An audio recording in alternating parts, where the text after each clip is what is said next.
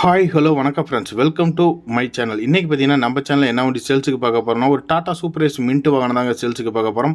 இந்த வண்டியோட registration number பார்த்தீங்கன்னா TN30 BM 4038 அப்படிங்கிறத வண்டியோட ரிஜிஸ்ட்ரேஷன் நம்பர். இந்த வண்டியோட மாடல் பார்த்தீங்கன்னா 2017 மாடலுங்க. வண்டிக்கு ஓனர் பார்த்தீங்கன்னா 2 ஓனரில் ஹேண்டில் பண்ணிக்கிறாங்க.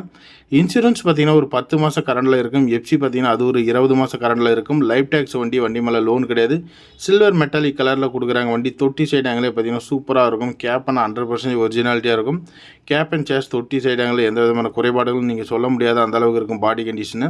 சேலம் டைப் ஆங்கில் படியில் இருக்குங்க. ரொம்ப ஸ்ட்ராங்கான ஒரு பாடி. தொட்டி சைடாங்கலாம் பாருங்கள் எந்த அளவுக்கு இருக்குன்னு தெரியும். நம்ம சொல்ல தேவையில்ல, வீடியோவில் நீங்கள் பார்த்தீங்கன்னாவே தெரியும். ஸோ இந்த வீடியோவை காமிச்சே நீங்கள் வியாபாரம் பேசலாம், அந்தளவுக்கு இருக்கும்.